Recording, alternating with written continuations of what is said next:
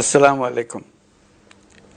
আমি আপনাদের সামনে হাজির হয়েছি অত্যন্ত হৃদয় বিদারক একটি সংবাদ নিয়ে। সিঙ্গাপুরে চিকিৎসাধীন জুলাই গণঅভ্যুত্থানের সম্মুখভাগের অকুতোভয় যোদ্ধা ও ইনকলাব মঞ্চের মুখপাত্র শরীফ ওসমান হাদী আর আমাদের মাঝে নেই। ইন্না লিল্লাহি ওয়া ইন্না ইলাইহি রাজিউন। কিছুক্ষণ আগে সিঙ্গাপুরের পররাষ্ট্রমন্ত্রী ভিভিয়ান বালাকৃষ্ণন আমাকে টেলিফোনে এই হৃদয় বিদারক সংবাদটি জানিয়েছেন। ফেসিবাদ ও আধিপত্যবাদ বিরোধী সংগ্রামের এই অমর সৈনিককে মহান রাব্বুল আলামিন শহীদ হিসেবে কবুল করুন, এই দোয়া করি। আমরা সবাই মিলে এই দোয়া করি। শরীফ ওসমান হাদীর এই অকাল মৃত্যুতে আমি গভীর শোক ও দুঃখ প্রকাশ করছি।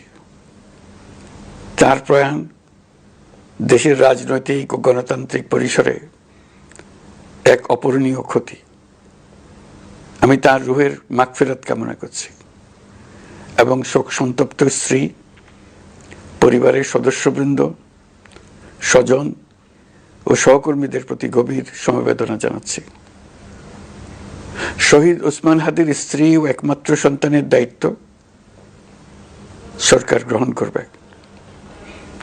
শহীদ শরীফ ওসমান হাদীর অকাল মৃত্যুতে আগামী শনিবার একদিনের রাষ্ট্রীয় শোক ঘোষণা করছি। এই উপলক্ষে শনিবার দেশের সব সরকারি, আধা সরকারি, স্বায়ত্তশাসিত প্রতিষ্ঠান, শিক্ষা প্রতিষ্ঠান সহ সরকারি বেসরকারি ভবন এবং বিদেশে বাংলাদেশ মিশনগুলোতে জাতীয় পতাকা অর্ধনমিত থাকবে। একই সাথে আগামীকাল শুক্রবার বাদ জুমা দেশের প্রতিটি মসজিদে শহীদ ওসমান হাদীর রুহের মাগফিরাত কামনায় বিশেষ দোয়া ও মোনাজাতের আয়োজন করা হবে। আপনারা তাতে শরীক হন। অন্যান্য ধর্মের উপাসনালয়গুলোতেও আয়োজন হবে বিশেষ প্রার্থনার। আমি বিশেষ কৃতজ্ঞতা জানাই সিঙ্গাপুর সরকারের প্রতি, যারা হাদীর চিকিৎসায় অত্যন্ত আন্তরিকতা ও পেশাদারিত্ব দেখিয়েছেন।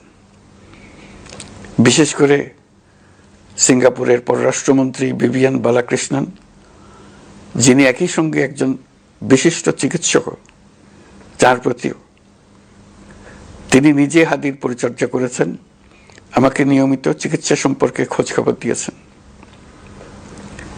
এই নৃশংস হত্যাকাণ্ডের সঙ্গে জড়িত সকল অপরাধীকে দ্রুত আইনের আওতায় আনা হবে এবং তাদের বিরুদ্ধে সর্বোচ্চ শাস্তি নিশ্চিত করা হবে।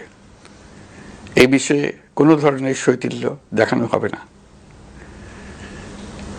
বিপ্লবী রক্তে উজ্জীবিত এই তরুণ নেতা ওসমান হাদী ছিলেন প্রতিবাদের অনন্য প্রতীক। তার কর্মের মধ্য দিয়ে তিনি শুধু প্রতিবাদ নয়, দেশপ্রেম, ধৈর্য ও দৃঢ়তার অনন্য দৃষ্টান্ত রেখে গেছেন। আমি দেশের সকল নাগরিকের প্রতি আন্তরিক আহ্বান জানাচ্ছি, আপনারা ধৈর্য ও সংযম বজায় রাখুন। আইন শৃঙ্খলা রক্ষাকারী বাহিনী ও সংশ্লিষ্ট সংস্থাগুলোকে পেশাদারিত্বের সঙ্গে তদন্ত কার্যক্রম পরিচালনা করে সুযোগ দিন। রাষ্ট্র আইনের শাসন প্রতিষ্ঠায় সম্পূর্ণরূপে প্রতিশ্রুতিবদ্ধ।